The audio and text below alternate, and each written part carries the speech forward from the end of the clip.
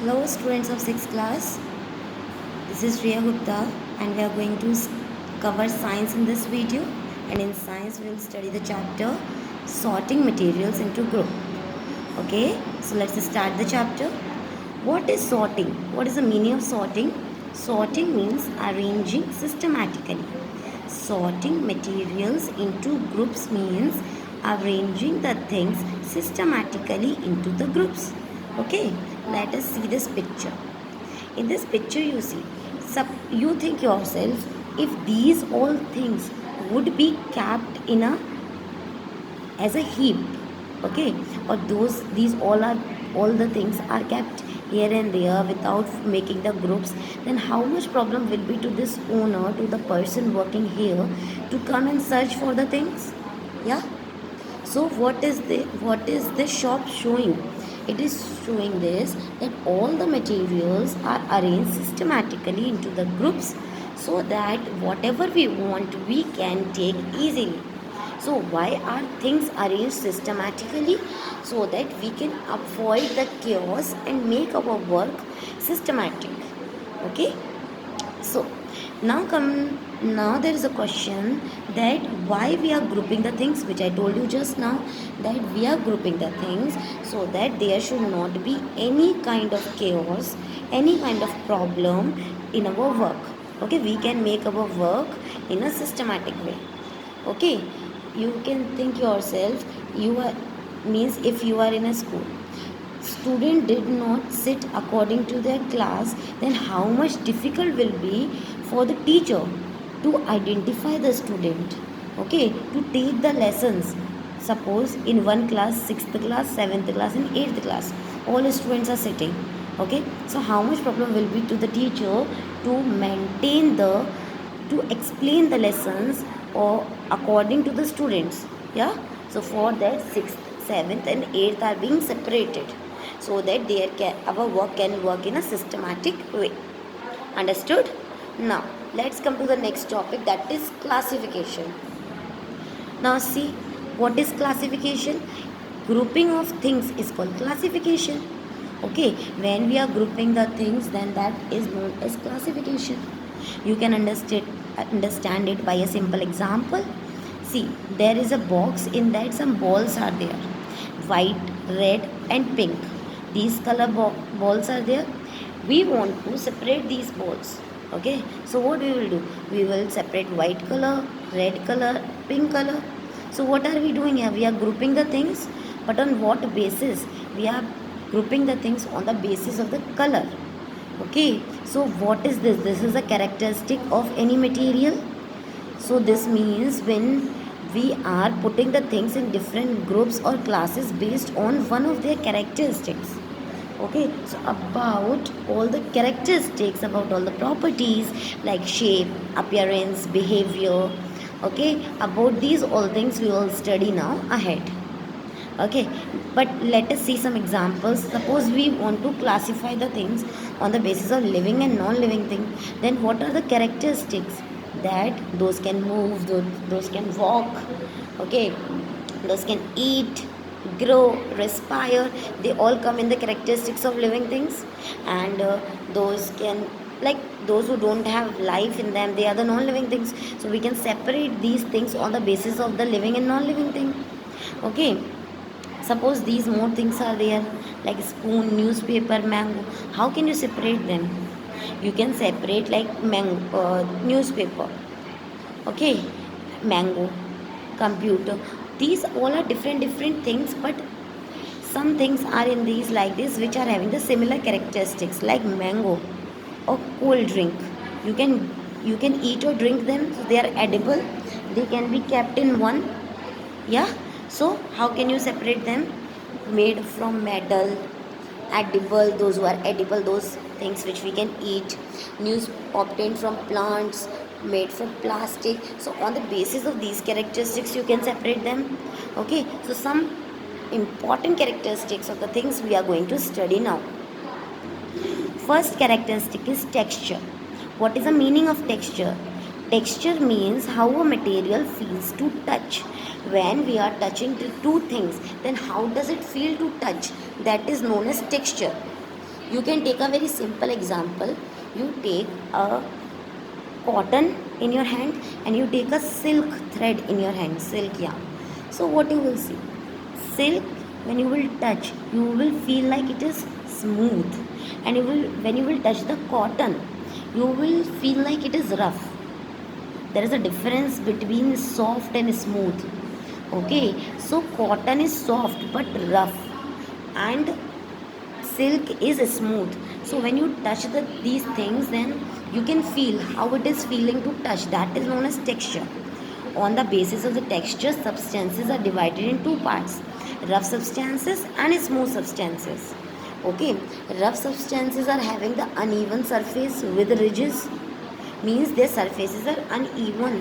You have seen the roads, up down, concrete is little bit down, little bit up. So those are the rough surfaces. Okay, so rough surfaces have uneven surface with ridges, and smooth surfaces are having the plain surface, like rope. Rope is a rough surface. You touch the rope, you will see some portion of rope is up, some portion is down.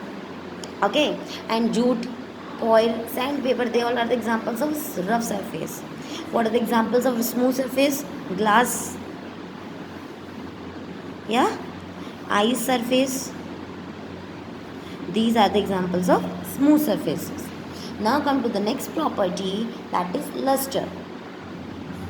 See, what is luster? Luster means property of a material, property of a substance to shine.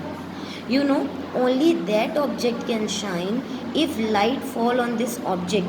So this object reflect back. Okay, if the light falls on any object and some part of this light is reflected back, so that object shines. Okay, so examples of that are gold, silver, platinum, copper, bronze. They are luster, means they are lustrous materials. They are having luster. That's why they used to make jewelries. You know, no? Jewelries used to shine. So for those property, like jewelries used to shine, so how does it shine? It shine when it reflects some part of the light that falls on it. Okay, so some are lustrous materials and some are non-lustrous material. Okay, means like you can take the example of any surface, like iron. Iron is non-lustrous material, it doesn't shine. Yes, so next, now come to the next property, that is hardness. See, hardness means when you touch a material, then either it is soft to touch or hard to touch. So like something which is hard, okay, rough, so that is showing the hardness. We can understand by a simple example. You have taken example of, you have seen a chapati dough, yeah, and you have seen a stone also. You take chapati dough in your hand and you take stone on other hand. What you will see, when you compress the chapati dough, then it can be compressed very easily. Okay, so you can say that it is soft. Soft substances does not compress easily, but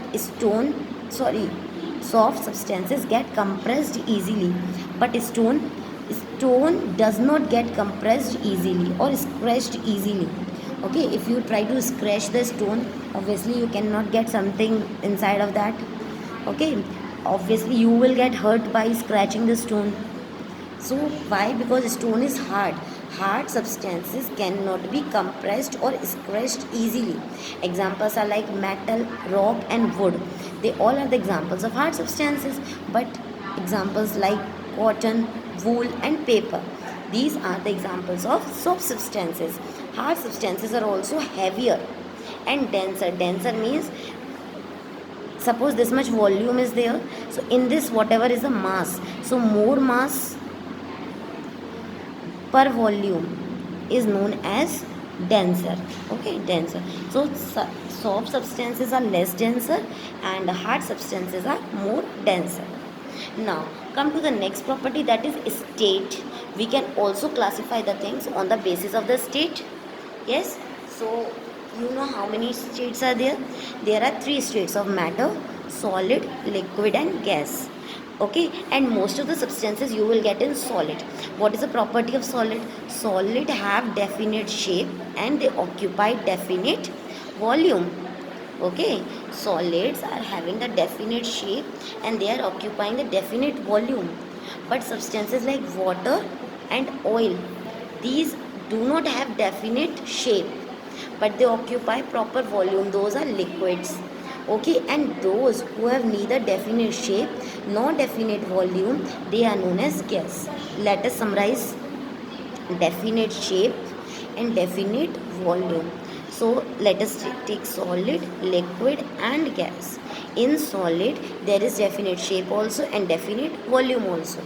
Okay, in liquid there is definite volume but no definite shape, and in gas there is no definite shape, no definite volume. Example of solid you can take like wood, liquid like water. You can also write here solid ice, water gas. Any gas you can write like oxygen. Okay, so these are the examples. Now come to the next property of matter, that is transparency. See, on the basis of transparency, substances are also divided in three parts. Okay, three categories. First is transparent substance, second is translucent substance, and third is opaque. What is third? Opaque. So what is transparent substance? You understand by this picture. See this. One type of glass is like that, by which if anything is kept backside we can see it clearly. One type of glass is like that, if anything is kept backside we see it partially, like completely it is not visible but some part of it is visible, which shows that something is kept backside. We cannot tell exactly what is there but something is there. Okay, and one kind of glass is like that, by which we cannot see anything outside. Okay, so this is the transparency. What is the meaning of this? That's the substance which allow light to pass through it. So when light will pass through it completely, then we can see the object which is kept backside. So that kind of substance is known as transparent. What is that known as? Transparent substances. Okay, then this one where we can only see partially, which the thing cannot be visible clearly backside. So that kind of substance is known as translucent substance. Substances that allow light to pass through it partially, that kind of substance is known as translucent. Okay, and this kind of substance where light cannot pass through it, it means we cannot see anything backside whatever is kept. So this kind of substance is known as opaque.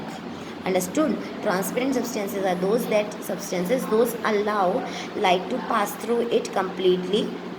In this, translucent substances are those which allow light to pass through partially, and opaque substances are those which do not allow light to pass through it. Understood? Now we'll study about the behavior of substances. How do materials behave? On the basis of this, there are two kinds of substances, soluble and insoluble substances. Let us take an example. Okay, this in the both the glasses there is water. If we dissolve salt in this water, okay, so salt will get completely dissolved in this, and we will not be able to see salt separately. But if we dissolve pepper in water, then what we see, that pepper settles down in the water. So by this what we understand, that some substances are soluble and some substances are insoluble. Those who are insoluble, they either remain on the upper surface or on the lower surface, means they remain in the water. But those those are soluble substances which get completely dissolved and we cannot see them. Okay, so how can we tell that what is soluble and insoluble? See, a substance is said soluble in water when we are mixing it with water, so that substance disappears completely and our solution become transparent. Okay, that substance is known as soluble, and when opposite of this happen, then it is known as insoluble substances. Okay, now come to the next topic. What is miscible and immiscible. Which soluble and insoluble substances we have studied, these are used only for the solid substances. Okay, but and also for the gaseous. But if we want to talk about the liquids, so those substances are categorized as miscible liquids and immiscible liquids. What is miscible liquids? The liquid which mix completely, okay, the liquid which mix completely and they form uniform solution, they are known as miscible liquids. Like you take water and milk, so when you mix water in milk, so what you see, water mix completely with the milk. Yes, so that this kind of liquid is known as miscible liquids. What it is known as miscible liquids.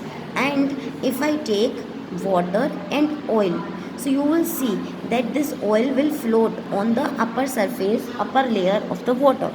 Okay, so this kind of mixture is known as immiscible liquids, where liquids do not mix and they form separate layers. So those liquids are known as the immiscible liquids. Understood? Examples, you can take water and oil. Now, water and petrol also you can take. Now come to the next topic, that is floating and sinking. Simply, what is floating, what is sinking, you can see. This is a very easy one. Two buckets are there. If in that, in both the buckets water is there, if you keep leaf, if you put the leaf in the water, what will happen? Leaf will float. And if you put stone or coin, so what will happen? Stone or coin will go completely into the at the bottom of this bucket.